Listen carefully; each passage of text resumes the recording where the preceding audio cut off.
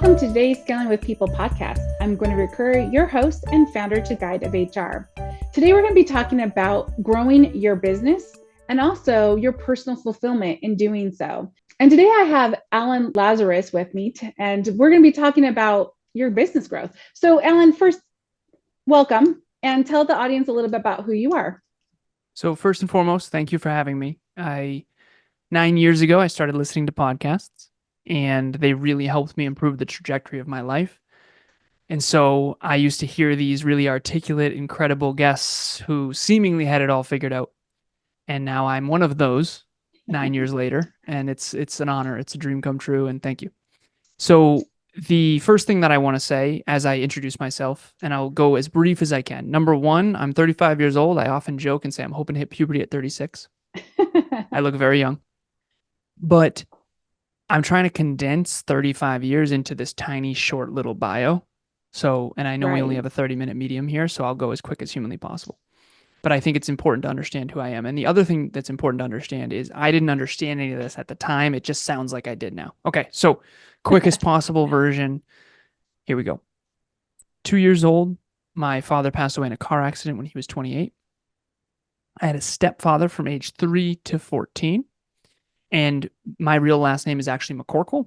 My birth father was from a big Irish Catholic family. It was Jim, Joe, John, Jane, Joan, Jeanette. 6 kids, all J.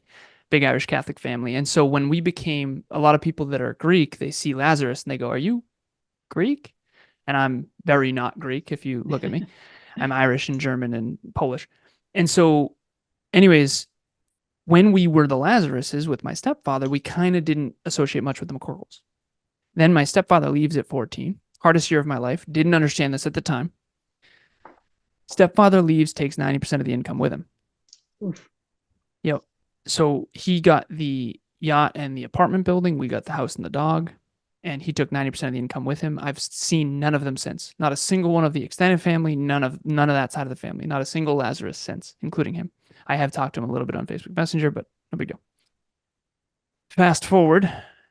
That same year, my sister moves out with her older boyfriend. That same year, my mom gets in a fight with my Aunt Sandy, her sister, and she ostracizes us from her side of the family. And I have not seen a single one of them since, except for one 8 years later. Again, didn't understand any of this at the time. Hardest year of my life. Kinda lost 3 families by the time I'm 14 years old. Wow. Whoa. My trauma response to that was, number one, be a social coward. It's called fawning, and I'm being playful, but genuinely, I was very much a social coward. I was fear of abandonment. Now I realize this in my 30s. Didn't know that back then. Number two, it's fight, flight, freeze, or fawn. Fight was my response, but not fight others. Fight to work harder, aim higher, get smarter. The type A achiever. I mean, straight A's through high school, got into one of the best technical colleges in the world, and went to computer engineering, got my master's in business, went into corporate, just achieve. Ended up a 1% global earner, making almost $200,000 a year. Now, remember, earner. One time someone called me out. They said net worth. That's not. I said earner. And by the way, in the US, it's around 4 something, and this is back then. So anyways, global earner. But I was mid 20s, no kids, not married, no mortgage. I'm living for $500. I'm splitting rent, living on a lake with my girlfriend at the time. Her name was Courtney. Bought a $5,000 car in cash. I had 84 grand worth of debt paid off in a single year back in 2014. And I had $150,000 in an investment account in Vanguard, just buying all the tech companies that I could. I just wanted to be wealthy because when my stepdad left, not having money, I was broke in high school and college. I just thought that was the answer. Yeah. So I told you before this that I think there's 4 main sort of buckets in life that we all go through. The first bucket I call the unsuccessful, unfulfilled. Means you're not successful and you're not fulfilled and things are tough and you're struggle bus. That was me. Then eventually you become the successful and unfulfilled. So I was successful and deeply unfulfilled in my mid-20s. Then I got in a tough car accident myself. And I know we don't have time for a big story here, so I'll go brief with it. But I got in a tough car accident. Physically, I was okay, but my dad died in a car accident when he was 28. So I was 26 at the time, questioning my entire life. That was my quarter life existential crisis. Turn it all around. Then I went all the way to fulfilled, reinvented my life, quit corporate, and was super fulfilled, but broke, Yeah. unsuccessful, which also sucks. And so, what I hope everyone tries to get to, and I've finally been able to get to, is a place where I'm successful and fulfilled. And I know that's what we're going to talk about here today. But essentially, I want my current life to, my future life to be an amplified version of what is currently here. But I don't want to have to work 16 hours a day, 7 days a week in order to do that. And while I do want to work hard to continue climbing this proverbial mountain, metaphorical mountain, I think a lot of people find themselves stuck in one of those other three buckets. And now my whole Hmm. life is around podcasting, speaking, coaching, and training on how to get to that fourth bucket and then scale it. Absolutely. I love that. So, building your own business, what's a lesson learned that you would love others to kind of learn from you as well? Or maybe that if you could go back in time and tell your younger self, hey, don't do this or do that instead, that you'd like to share with us today? The first one is that there's two types of courage. I wish I could know this when I was younger. Mhm. I always thought I was courageous. And I now realize I'm what I refer to as a social coward. And I recently have worked through this in my 30s, so I'm much less now. But I think there's two types of courage. I had what I refer to as competence courage. Apply to the job, apply to the school, do the resume, do the cover letter, you know, take the test. Ba, ba, ba, ba, ba, ba. Professionally developed, master's degree, bachelor's degree, LinkedIn, all that. But socially, I was very cowardly. I was afraid of abandonment. I was afraid to be unlovable. I was afraid not to fit in. I didn't feel like I fit in. I felt like I didn't belong. I always felt like I was too much for everybody. My business partner has a great quote. He says, "You're either afraid that all of you is not enough or all of you is too much." And I was Mm, very much the second one. And so competence courage was easy. And I thought I was a super confident guy. What I now realize is I was a social coward. And a social coward is someone who constantly dials themselves down because they're so afraid to offend anyone, mhm. because they usually get really lashed out at by people who are deeply insecure. So, everyone out there right now who's listening or watching this, if you are deeply insecure and you struggle a lot with self doubt, you intuitively know that I don't. And me saying that is really scary because you either have to admit that you're not that confident or you have to villainize me. And most of the time, I was just villainized and I didn't understand. And so, it's been really one of those things where you're either out there right now and you feel super likable. You feel like everyone gets along with you easily. You feel super likable and lovable. You feel like you belong easily. You feel like you fit in. Or, and those people, by the way, who fit in easily, a lot of times they struggle behind the scenes with their goals. They struggle with self doubt. They feel not good enough, not smart enough, not capable enough. And if you're in that camp, you're in the majority, statistically speaking. For the people that I think are rarer and have struggled with self worth, we are the people that feel super competent. We feel very capable. We feel smart enough. We feel, if anything, we feel too smart and we don't fit in well. And we get lashed out at by insecure people because everyone thinks we're arrogant. When in reality, we just have earned self belief behind the scenes constantly over time. And so if you said, Alan, you have to give a speech in front of 1,000 people and you have to change the way they think and improve the trajectory of their lives, I'd say, no problem. I'm your guy. Let's rock. If you said everyone in that audience has to like you, I'd say that is literally impossible. Yeah. There is no possibility that I could do that. And you can see the change in my energy. It's not possible. I'm not a likable person statistically.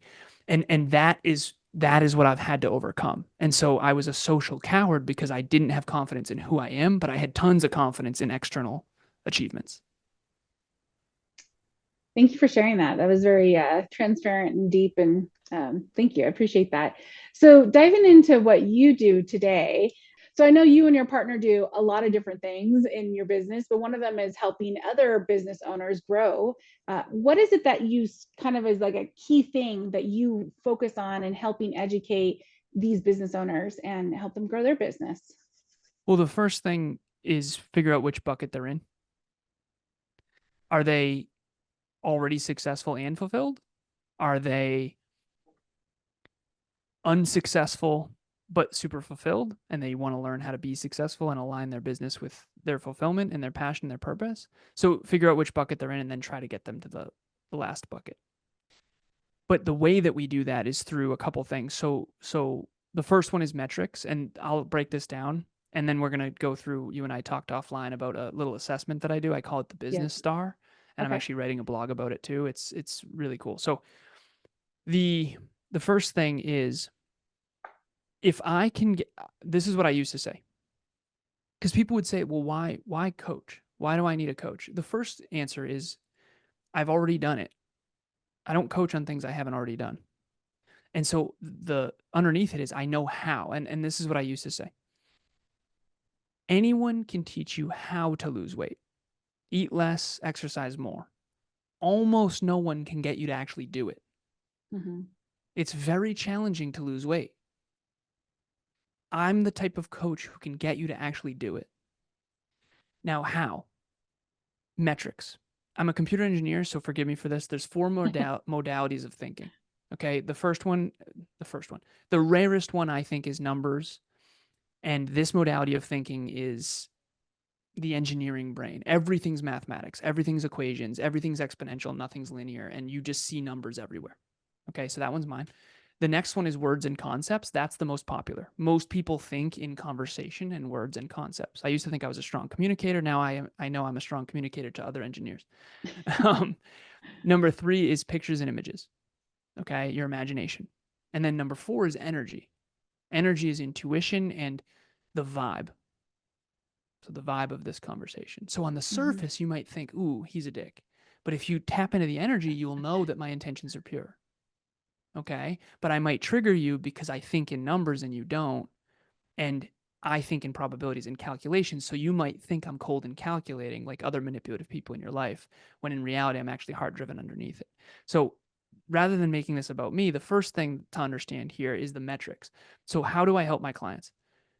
What you measure changes everything, because what you measure you focus on, and if I can get you to focus on the right thing, it will change what you say, think, do, feel, and believe, and it'll change where you invest your time, effort, and money. And if you invest your time, effort, and money in the right persons, places, things, and ideas, then that byproduct will be the result that you ultimately want. So people come to me, they say, I want this goal.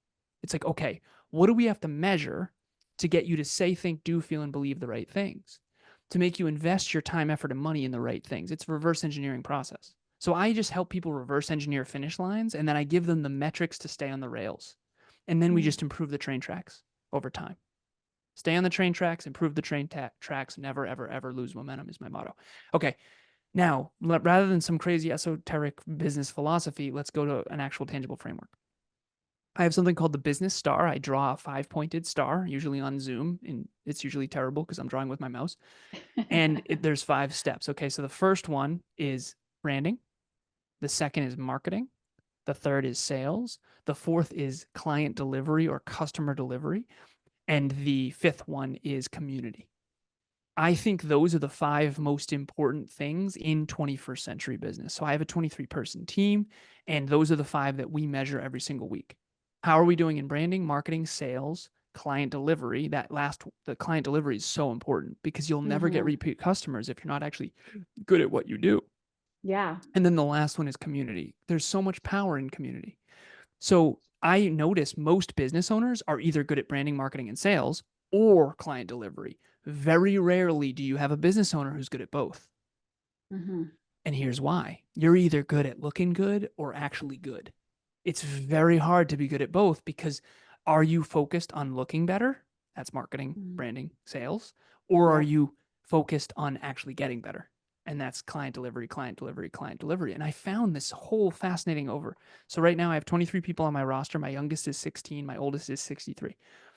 Anywhere from people all over the world, all different cultures, all different backgrounds, all different industries, all different types of businesses, all different products and services.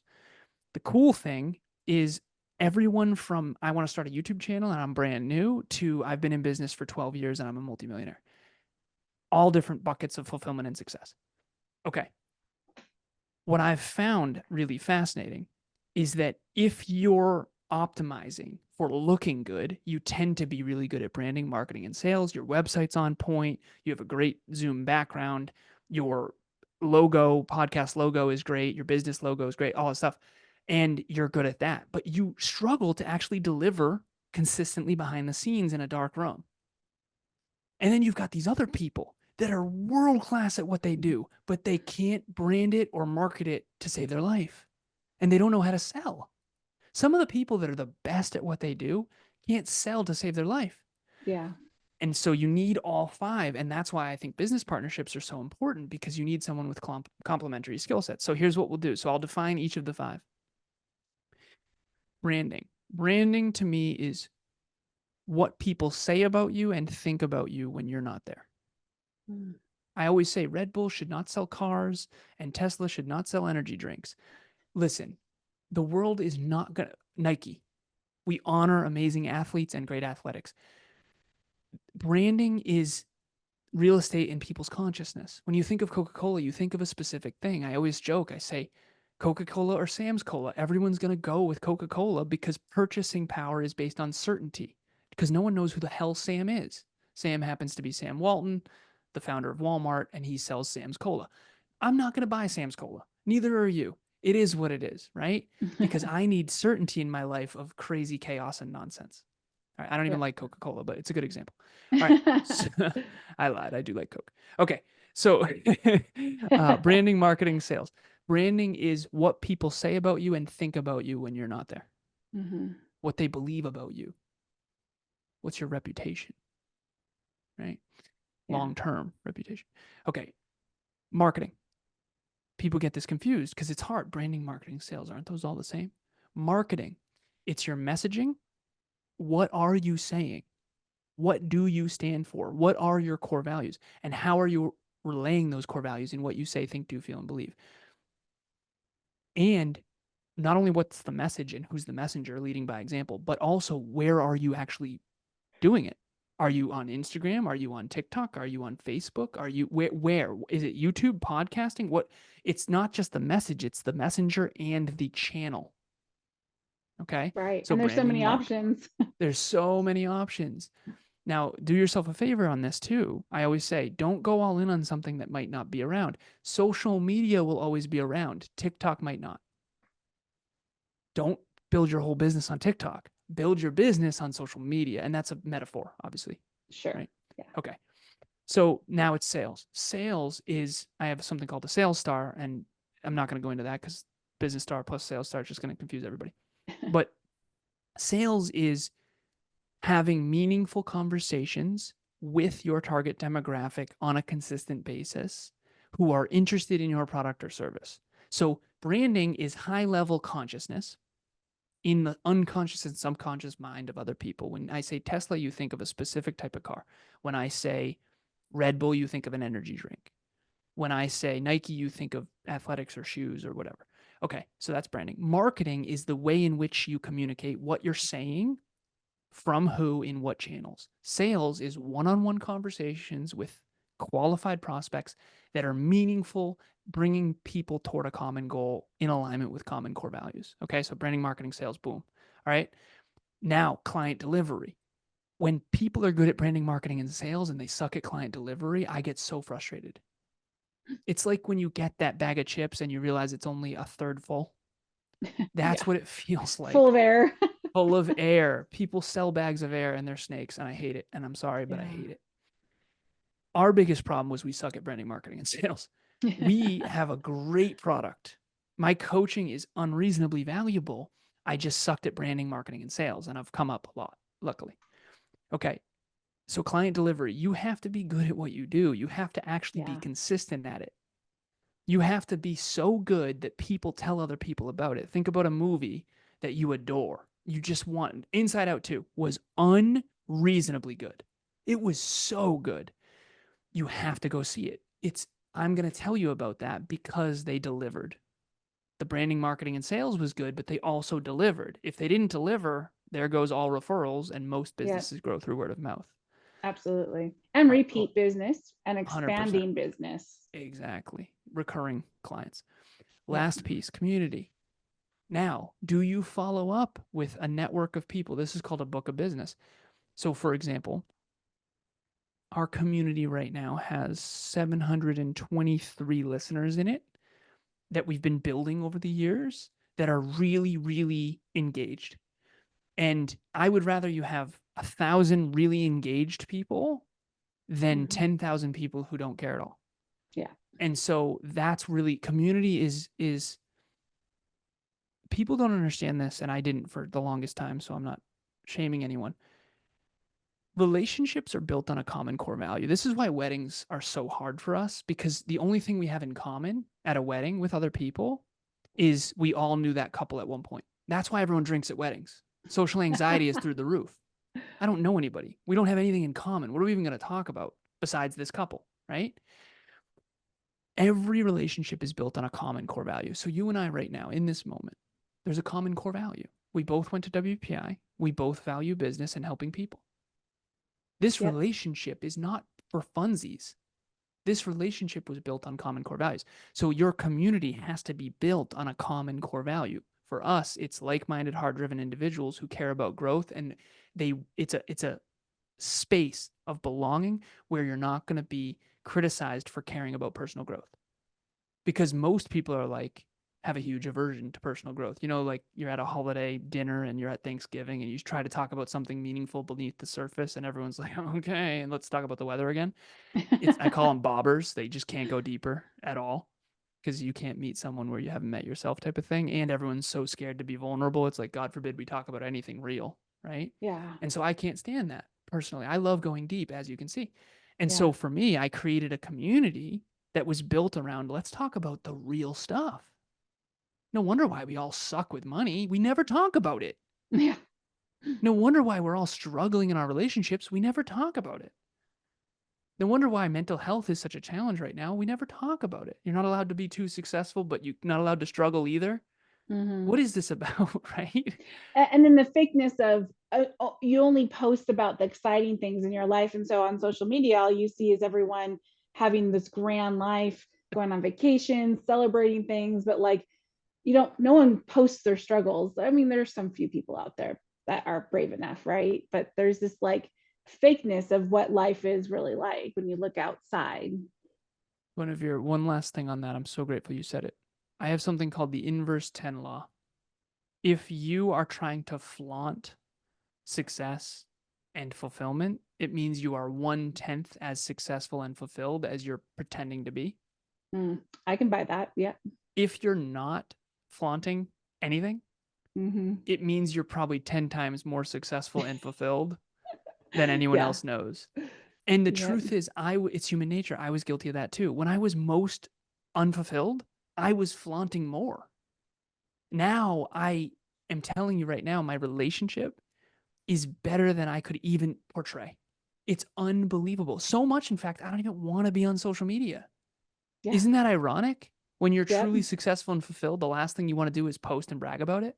Because you don't have a gap or this hole that you need to fill through the Exactly. interactions of people celebrating you on Yeah. something that you don't actually have.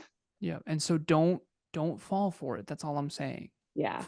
If you I can sum this up in the simplest, whether it's a business or a person, are they better behind the scenes than they are in the front?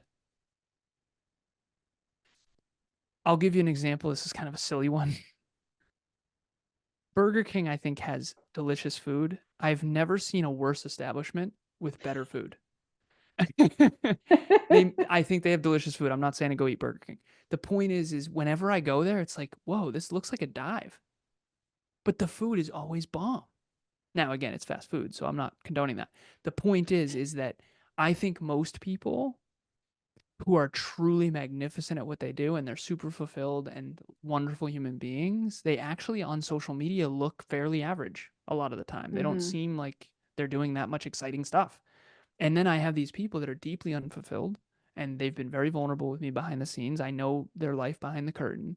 And you would think they were popping bottles with models, living the rock star lifestyle. And it's so sad because that person's such a sweetheart.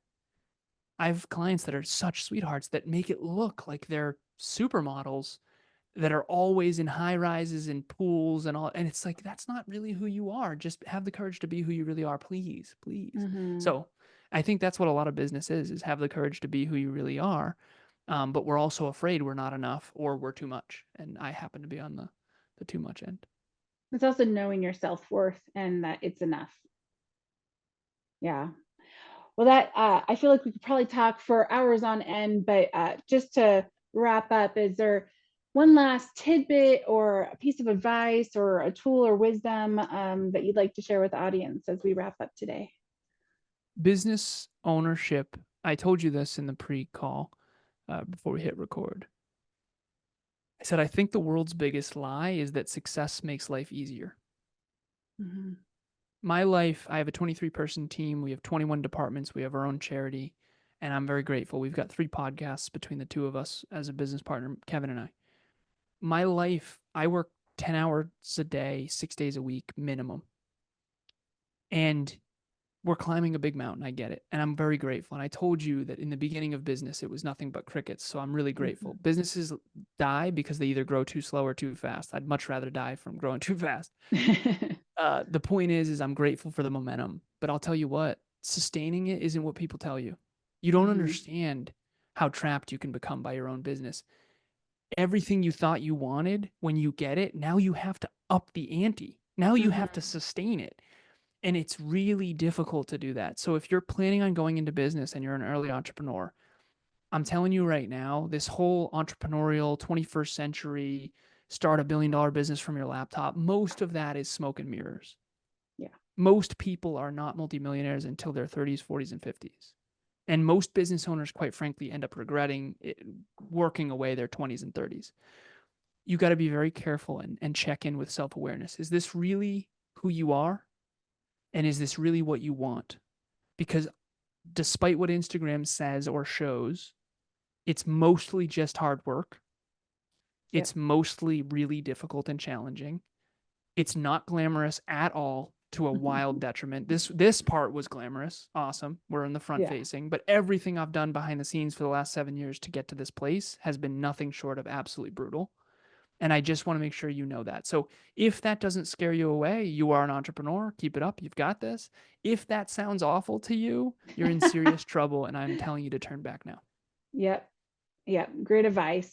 Well, thank you, Alan. It was great connecting with you today. And I hope those listening got several tidbits that I know I did in the conversation. So appreciate that. And we will see you at the next Scaling with People podcast. Have a great one.